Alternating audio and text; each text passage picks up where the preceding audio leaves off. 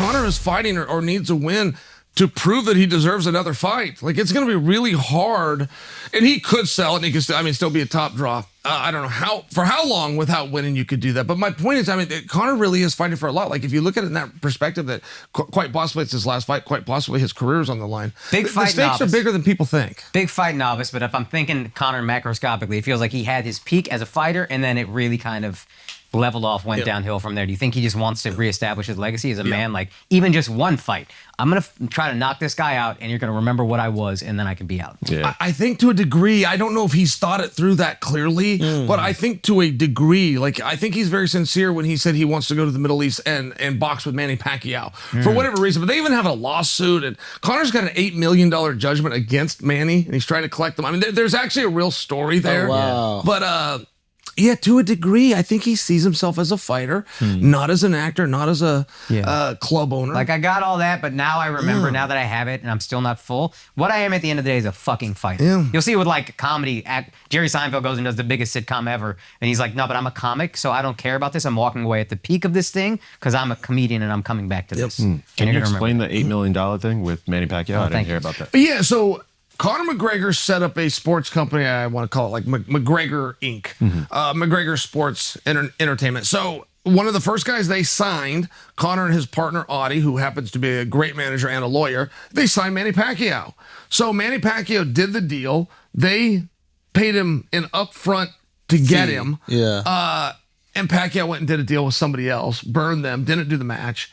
And Pacquiao's actually known for that. I think it was Sports Illustrated, but there's a massive publication that said Manny Pacquiao has left roughly $50 million on the table for having multiple people speaking for him that don't talk. Who's the guy? So he's just burnt so many his sponsors. advisor? Some tall white guy. It's his advisor.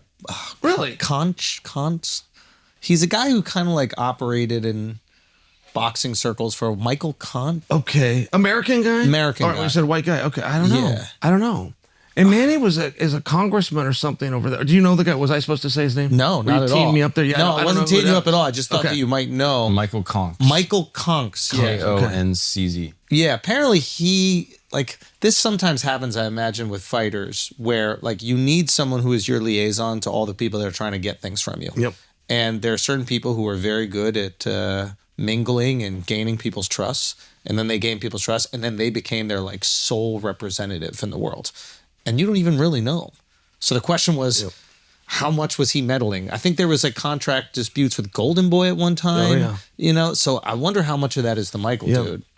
Well, and that's one of the things. Like, if you look at Manny, you go, "What an unhonorable guy! How many times did you give your word and not honor?"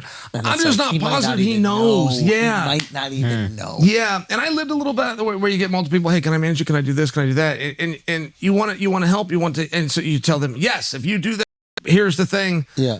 But then this other guy that thought he was your manager is like, wait a minute, I'm getting the calls from the same people, and you've given this guy the authority. And so what ends up happening is this person that finds out you have to just pulls out.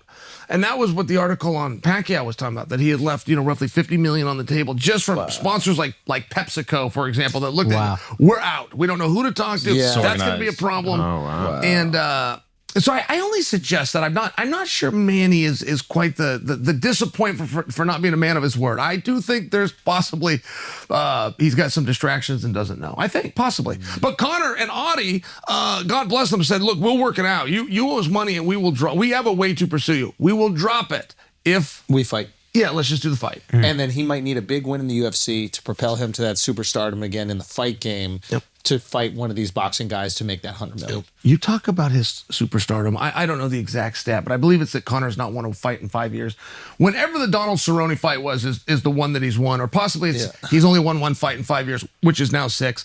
You talk about that. You're on your way down. He's fighting Chandler for no reason. It's not about a ranking. It's not about a title. International Fight Weekend, which is historically Dana's biggest card of the year, is always capped off with a world title fight. Not this time. It's these two. It's got no contendership. Nobody really knows the weight class. We know it's not 155, and so the media's like said it's 170, but it's actually never been stated. It could be 168 or 169. And the reason I bring that up, if you don't have a weight class, you have no point for fighting.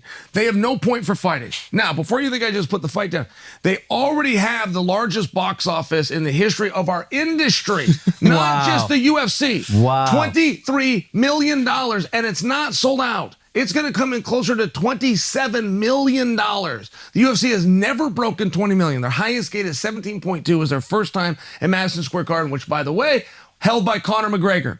He's beating his own, all top 10 records, all top 10 pay-per-views are all McGregor. And I figured he could still come in at number 7, number 8, beat himself, but his heydays, nope.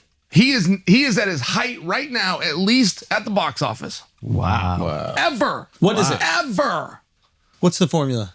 I don't know. What is the formula? Because Is he this has just never a happened. superstar? Is it just the it factor? And there's some people that just have it. What about that movie, by the way? He goes and does that movie on Amazon Prime, but it was the most watched movie. Roadhouse in- or whatever. Yeah.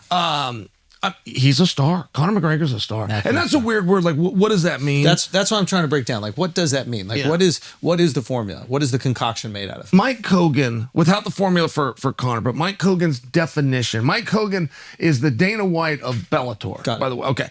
But he said his definition of a star is somebody that, regardless of opponent or what they're doing, they could box in this case, or they could go do MMA.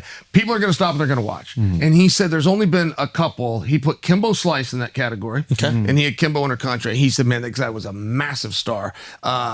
So he couldn't walk down the street with Kimbo Slice, rest his soul. Yep. At any rate, and then you have McGregor, and then you have everybody else. But I really didn't know that Conor, in this sport that is driven, I mean, Conor and Chandler have a couple of things in common. One, they haven't fought in a meaningful period of time. Two, they're not 170 pounders. Three, they both lost their last fight. As a matter of fact, I think they lost a couple of fights. Like, there is nothing that a main event or a top draw or a box office hit ever in history has these ingredients that you talk about. I mean, this is a very unique thing. But in Chandler, talking about, he might be my favorite fighter. Yeah, I can't get so- Enough Michael Chandler. And now it turns out he's Every fight funny. is interesting. Yeah, and then now it turns out he's funny. Yeah, he's yeah. prepared. Yeah. You know, he's popping in on WWE and he's holding his own with those guys. Chandler's great. Yeah, I'm he's glad on. he's back. Yeah. There's a I wonder if an aspect of the stardom is never knowing what they're going to say. Yep. So you're compelled to watch or listen because you truly cannot predict what's going to come out of their mouth. And then you couple that with concussive knockout power in your that's- sport. yeah. And outside of that, you don't need the concussive knockout power. But Mike Tyson is another example of this. You never know what Mike is going to say. Sure. He always surprises you. Sometimes he's like, I give all grace to God. I'm a Muslim now. You're like, wait, what, you were just eating kids? Like, what the fuck is? Like, you know what I mean? It's every day there's a new thing, and you have no clue what's going to happen. You watch his podcast, and he's on mushrooms, and he's Bill Burr is saying jokes to him, and he has no clue. He's like straight facing him. He has no clue what the fuck is going on. So I think there is this aspect of what is he going to say next, and when you can also knock people out. Why would I not just look at this dude? Can he Anthony be- Edwards. And Edwards. Oh, yeah, basketball basketball. player. Yeah, Just yeah. says whatever I the think hell that's he all wants. superstars. Like, Yeah. I really think unpredictability. Like Kanye is the same way. Like, Yeah. I think it's like a human nature thing. Like the thing that you can't predict, you just keep your eye on. Yeah. But with basketball, it's if you can't really if there's not excitement, Steph Curry pulling up from 40 feet out is exciting. Ant dunking on your head is exciting. Knockouts in UFC. Oh, you I need think what that Al was thing. saying is in interviews. Yeah, Yeah, that's saying coupled what both you- of I think those. that- Yes. To your point of coupling it with You're right, something. 100%. Yeah. So you have to have an elite skill within the profession. I don't know if Yes. you even need the elite skill. It's man. an exciting Like, skill. Home run, you don't got to be a good baseball player, but you got to be able to jack home runs. Well, Yeah. to get into the league, sure, but I think even just on like a media level, with all due respect to like Charleston White, like you have no idea what he's gonna do. Yes. He's so entertaining because there's something so mercurial about him. You just watch him, you're like, Yes. yeah, who knows? He's gonna pepper spray someone. He's gonna fight someone. He's gonna get canceled. I would say that his skill is also being funny. that's Because true. he Yeah, can yeah. say anything Yeah, and he's be extremely crazy, but he can also be funny and roast. But yeah, it is interesting how that works. So it's that unpredictability. What the fuck are they going to say? I have no clue what they're going to say every single time they're in front of a camera. Plus a skill, yeah. Yeah. Yeah. And that infuriates exciting people. skill. Yeah, when a guy and his skills or his entertainment can propel his career, like it infuriates. But this isn't about who wins; it's about who can sell the most tickets. Like, no kidding. Yeah. They say it like they've just cracked the code. You get these young fighters. They'll come out and do interviews. Man, Dana doesn't even care about. He wants to know how many people are interested in seeing you fight. Like he just revealed something terrible about the organization. Oh, Dana's a businessman. Yeah, What an yeah. asshole. Oh, Dana puts these on in events because he wants people to come. Oh, he wants them to come. Yeah. Oh, Yeah.